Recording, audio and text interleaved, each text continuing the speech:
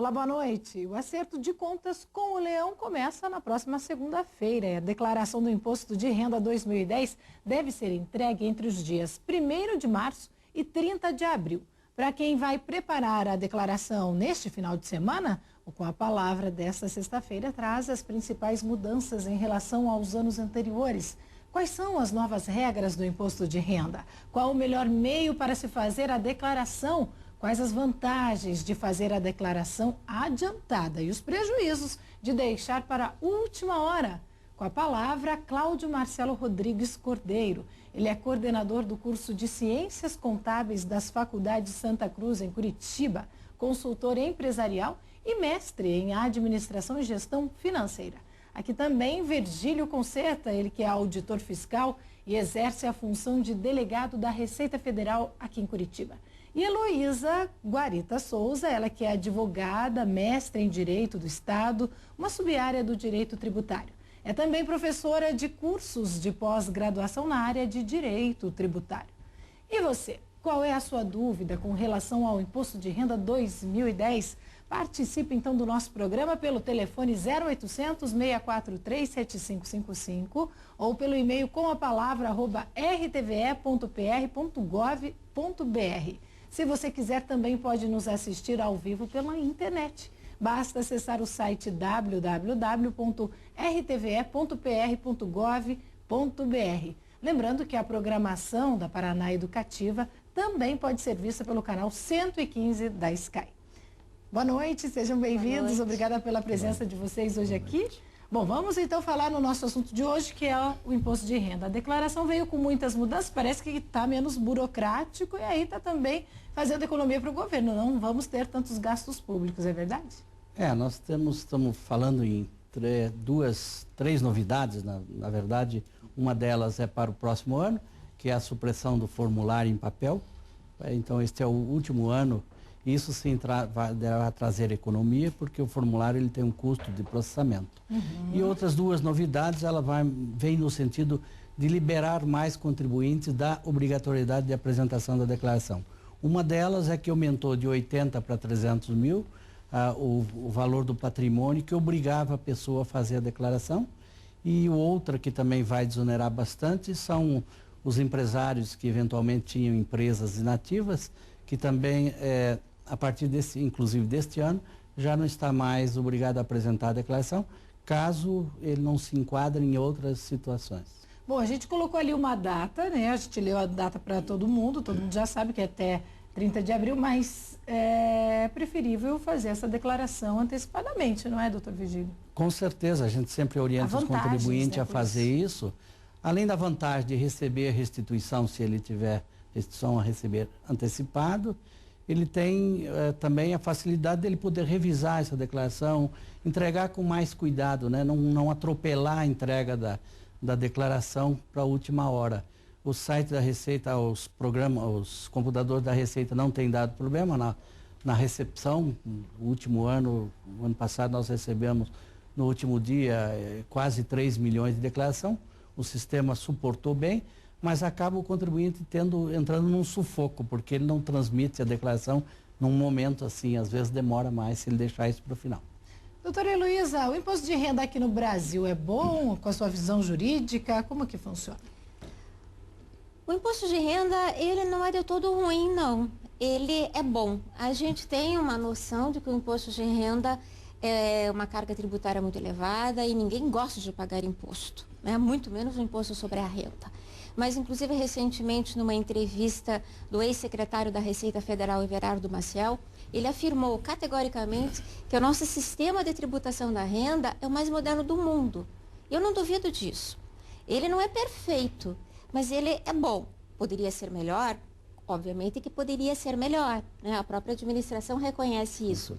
Mas dentro da sistemática que nós temos hoje, ele é um bom sistema e é um sistema moderno, porque ele tem facilidades para o contribuinte em fazer a declaração para o Estado, né? Para a Receita Federal. Então, temos muito a melhorar. Eu acho que ao longo do programa nós vamos conversar sobre isso também. Mas nós temos que ter essa consciência que o Brasil é um país que está muito avançado na sistemática da tributação da renda. Especialmente agora que nós estamos aí com esse sistema de informática, não é, doutor Virgílio, Sim, como com você estava falando certeza. anteriormente? A Receita, o Brasil, de uma maneira geral, é modelo no mundo nessa sistemática de entrega de declaração. A doutora Heloísa é testemunha disso, ela é vizinha nossa da delegacia lá. Quando era entregue em formulário, as filas que se formavam lá na unidade eram enormes, né? Hoje não tem fila mais por causa disso, não tem fila, nem nos sistemas causa mais fila. Professor Cláudio, parece também que há alguns anos para cá vocês estão fazendo um trabalho voluntário para as pessoas que têm algumas dúvidas na declaração, vocês estão até fazendo essas declarações para as pessoas. Como é que funciona? Conta para a gente um pouquinho. É verdade, esse ano vai ser a 5ª edição desse trabalho que nós fazemos, envolvendo os acadêmicos do curso de Ciências Contábeis das Faculdades de Santa Cruz e alguns professores da área de contabilidade, né? E nós procuramos com esse projeto, uma grande expectativa era que os alunos eles participassem da realidade, né? Às vezes o que é ensinado em sala de aula parece que fica muito distante do que seria a prática cotidiana. Então, nesse projeto, a gente envolve alunos e professores e nós fazemos efetivamente a declaração do imposto de renda e mandamos para a Receita Federal, além de tirar as dúvidas. A nossa preocupação também, como uma grande fonte de renda dos contadores é bem na época da declaração do imposto de renda, então nós atendemos a uma faixa específica da população, né? Certo. Nessa situação, são pessoas que ganham até R$24 mil ano e não tenham bens superiores a R$100 mil e que não sejam sócios de empresa. Aí nós estaremos no Shopping Popular fazendo esse trabalho. Em quais datas? 27 de março, 10 e 17 de abril. E basta a pessoa chegar lá com seus documentos? Ela com os documentos e preferencialmente trazendo a última declaração. Porque se assim não for, de repente um dado informado de forma indevida acaba gerando uma declaração que vai para a malha fina, né? E que daí seria bastante desagradável, né? Por falar em malha fina, qual que é a situação mais comum de se cair na malha fina hoje? Hoje 30% da nossa incidência de malha, da primeira malha que nós fazemos, ela está relacionada com falta de declaração de algum rendimento. O contribuinte esquece uma empresa, ele trabalha em 2, 3, ou faz um trabalho eventual, esquece de colocar aquela renda, tem uma renda de aluguel, não agrega aquilo, coloca o dependente e deixa a renda do dependente fora. Então, 30% da incidência da malha está nesse fator rendimento. E depois tem as despesas médicas, que ficam em torno de 12%, e outros tipos de malhas que são de incidências menores. E já que não temos mais a CPMF, agora temos aí, de repente, algum outro instrumento que a Receita faz uso para conseguir cruzar as informações de forma mais precisa agora?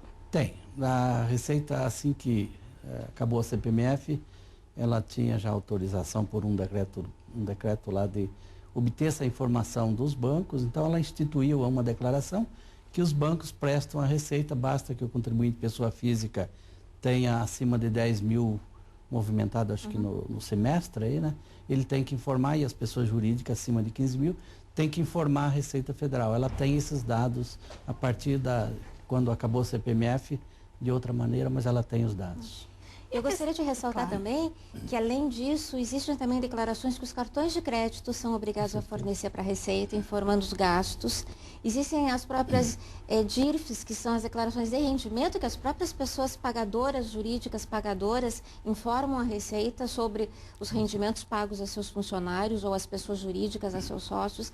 Então, a Receita realmente ela tem inúmeros elementos onde ela identifica os valores recebidos pelos contribuintes pessoas físicas. Eu costumo até brincar que hoje em dia a gente poderia dar o CPF ali e a própria Receita dizer para a gente, você recebeu tanto, né? Porque ela tem inúmeras informações a esse respeito, tanto quanto o próprio contribuinte tem. É verdade. Isso. A partir do ano que vem, falando em declarações, inclusive essa questão das despesas médicas, os prestadores de serviços médicos, planos de saúde, vão ter que informar a Receita através de uma declaração também, que vai servir exatamente de batimento para aquilo que o contribuinte declara. Ou seja, com essas informações nós pretendemos diminuir essa incidência de malha, porque nós vamos ter essas informações, checamos.